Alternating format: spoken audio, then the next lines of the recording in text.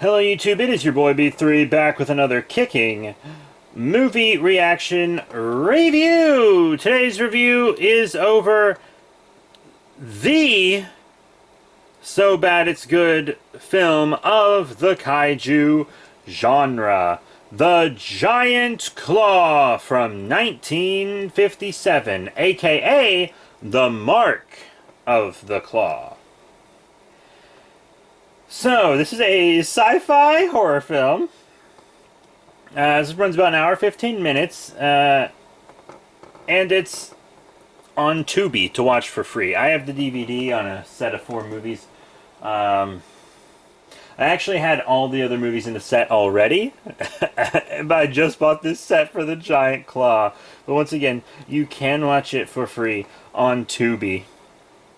It's got a 4.6 out of 10 on IMDb. 81% of Google users like the film, but it's got a 33% on Rotten Tomatoes. Released in June 1957, directed by Fred F. Sears, produced by Sam Katzman. The music was composed by Mishka Baliknikov, and screenplays by Samuel Newman and Paul Ganglin. It stars Jeff Morrow, who was actually the doctor that killed that guy in the last film we reviewed, The Creature Walks Among Us.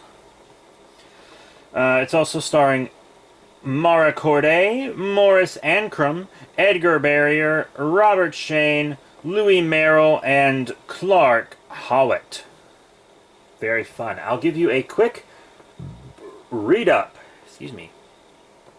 Engineer Mitch McAfee, played by Jeff Morrow, spots a UFO while directing a study at the North Pole. But when the Air Force arrives, they cannot find anything visually or on radar, throwing Mitch's reputation into doubt. Soon, though, many airplanes are reporting attacks by a UFO, which turns out to be a giant speeding bird from outer space. Along with mathematician Sally Caldwell, played by Mara Corday, and Mitch tries to determine a way to stop the bird, which has a force field that renders all weapons useless. What a film. What a film. When someone mentions so bad they're good movies, the first films that pop into my head are, first, Plan 9 from Outer Space, and second, The Giant Claw. Yes, The Giant Claw. First time I saw this, I think, was in middle school, but I'd wanted to see it years before that, because I had Fantastic Dinosaurs of the movies on VHS and DVD. Now, I think it's called Jurassic Dinosaurs of the movies now. You can watch it on Prime under that title. Which is just basically like a bunch of trailers and a short little documentary clip about giant monster movies. And it's pretty wild. So, originally the monster was supposed to be created and animated by Ray Harryhausen himself. But the studio did not want to spend Harryhausen money, because Harryhausen is pricey, especially since his animation process takes so long. So what they did was they outsourced the puppetry to Mexico. So they had a Mexican company make the puppet, and so the actors never saw the puppet while they were making the film. And the lead, I believe, I've heard this story where he went to a premiere of the film, very excited to see it, and then when the creature was revealed, not only was it the audience's first time seeing it, it was his first time seeing it. And the audience laughed at how ridiculous the monster looked. So he walked out of the theater, went home, and got plastered, which I thought was hilarious. What a fun story. But, yeah, so they eventually do figure out it's a giant bird. And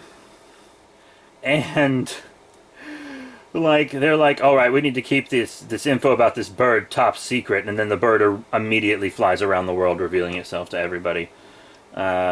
Pretty wild. But the bird is so ugly. It's such an ugly design. It's got these big bulging eyes. It looks like a scavenger bird, you know, like a vulture, a buzzard, something like that.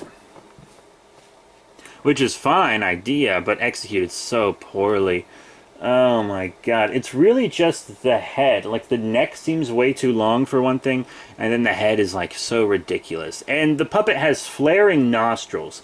And flaring nostrils on a puppet would normally actually be a cool practical feature. But here's the thing. They're flaring nostrils on a beak. Flaring nostrils on a beak. Beaks are hard, and the nostrils on beaks cannot flare. So it's so strange. They look like horse nostrils, the way they move and are textured and stuff. I don't know if you guys have horses. I have horses. But that's what they look like. It's so weird. It is an ugly, ugly monster. So ugly. And also in this film, like, every character refers to it as a flying battleship, which was incredibly uncreative. It's like the screenwriter could only think of one description for the bird and kept calling it a flying battleship. And I was like, what? And its size wasn't even consistent. It was like different sizes in different parts of the movie. And they some okay. So instead of having the scientists, like do all this stuff to kind of figure out what the creature's deal is, why it can't be seen on radar, why weapons don't hurt it. Scientists just figure it out off screen, and then they explain it to you. There's a lot of explaining things to you in this film. It starts out with heavy narration, and there's a lot of narration in this movie, and a lot of exposition. So he explains it, and he's like, the bird can activate an antimatter shield around itself, and whenever matter comes into contact with it, it just explodes. And my thinking was like, well, air is matter, so wouldn't it be constantly exploding everywhere it flew? Was my reckoning. And then they were like, how could this bird develop that? And they were like, well, it must be from space. There's no other explanation. In the 50s, all monsters were either made by radiation or from space. This one was not made by radiation, therefore, it's from space. And usually, stuff that's from space in 50s movies is often metaphorical for communism, if they're antagonists, you know? But this didn't feel like that. It just felt like a cheesy film. Actually, what I really think it was, I think this film was ripping off Rodan, because Rodan came out the year before. So I think this film's actually ripping off Rodan. I don't have any proof, but that's just a heavy feeling that I have. If anyone can corroborate that, please let me know.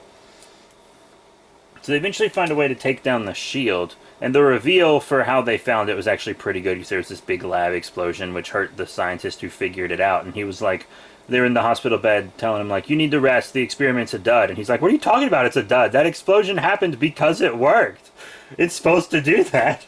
And I thought that was like a fun way to reveal that. The reveal for the monster's design, however, was shitty. Even if the monster had a good design, the reveal would have been shit. It would have been. Because like, it just kind of shows up and starts doing stuff. And you see it attack this thing, and you see its face all close up, everything in great detail. And then later there's this slideshow of pictures of the bird, and the slideshow like keeps zooming in more and more on the bird until you're right up in its face. And I was like, the slideshow should have been the design reveal for the bird, if anything, in this film. Not the reveal we got, and then the slideshow right after. The slideshow would have made a much better reveal of the face of the bird. Like, show the body in the part before where it's attacking the plane, and then show the face in the slideshow reveal. Even the design is so bad, it's the worst design. Yeah, there's a scene of sexual assault where a guy kisses a woman without her consent while she's trying to sleep, so keep that in mind. But would it be a 50s movie without sexual assault? Like I mentioned, multiple sexual assault attempts in the last film, and when I reviewed It Came From Beneath the Sea, which is actually a film on this set. When I reviewed It Came From Beneath the Sea, I mentioned how all the flirting in that movie is literally just sexual harassment. Different time, but it's still bad. Yeah, so keep that in mind. If that triggers you, that's in there. There's a scene of sexual assault. So eventually the movie does have a happy ending. They use their device on it to lower its shield, and then regular weapons just work on it. It falls into the ocean, and then it's got a shot of like the claw sinking into the water and stuff.